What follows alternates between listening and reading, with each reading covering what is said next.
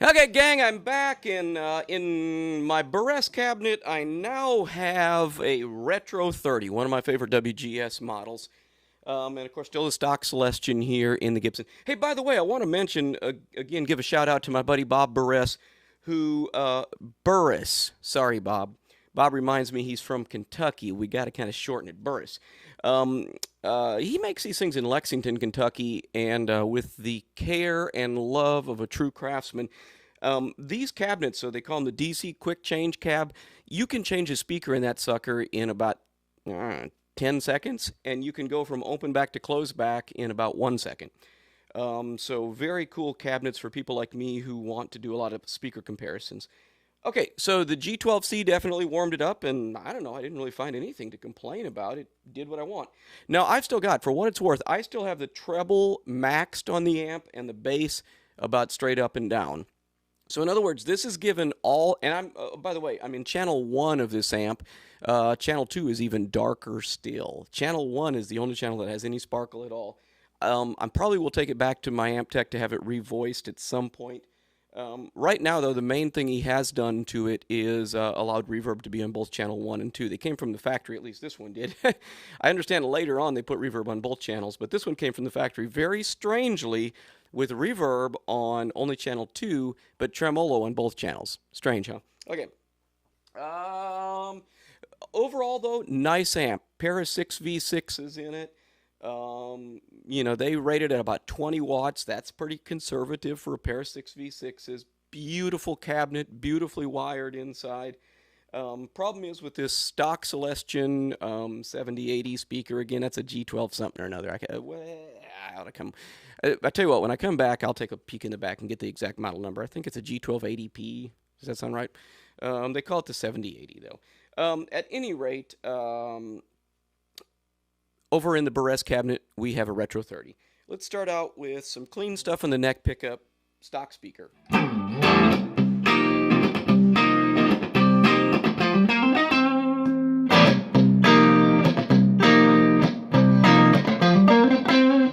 Okay, sorry. Wow. Okay.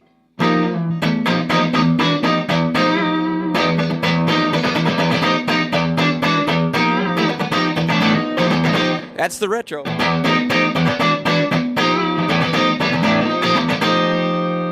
the stock.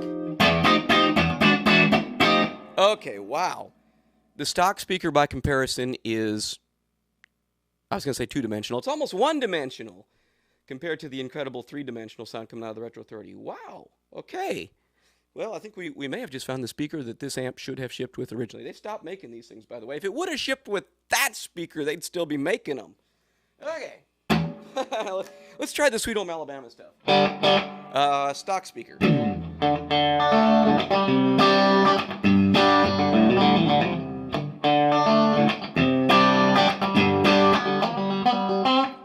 E.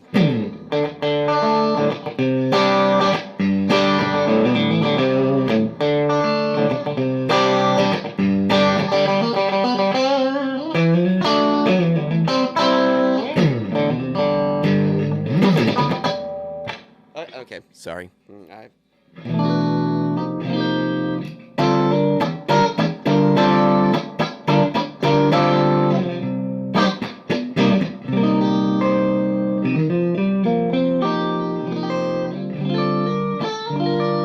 That's a nice bit of sparkle there. Back to stock.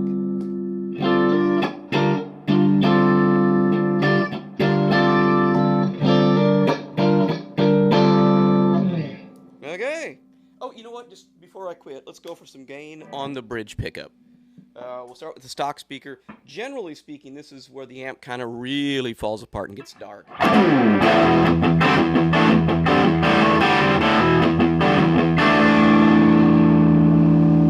To the Retro 30.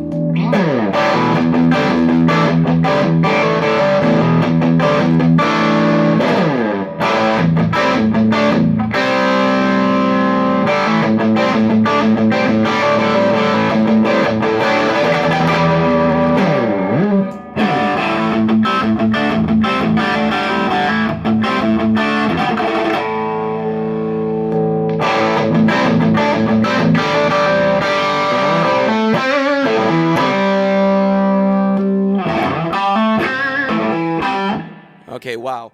So again, stock Celestion sounds very in the room.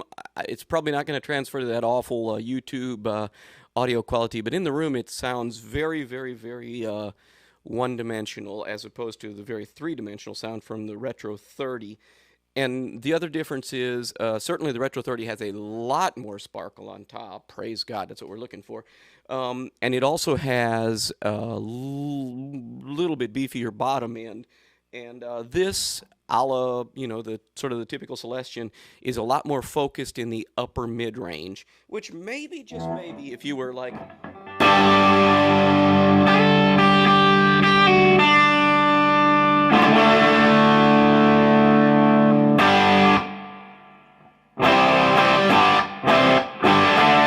Okay, that's the stock. Let's go to the WGS.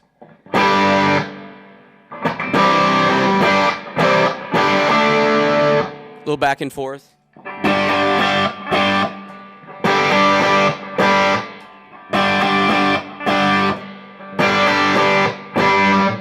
Okay, so, I mean, maybe if you were on something, that desirous of that upper mid-range hole with nothing above it or below it, then you might actually prefer the stock speaker. Other than that, though, holy cow.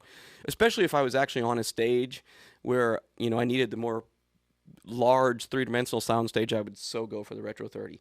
Okay, that's the winner so far. The other speaker I want to try is the WGS Reaper, not the Reaper HP, not the Reaper 55, the plain old 30-watt Reaper, which should be a pretty good match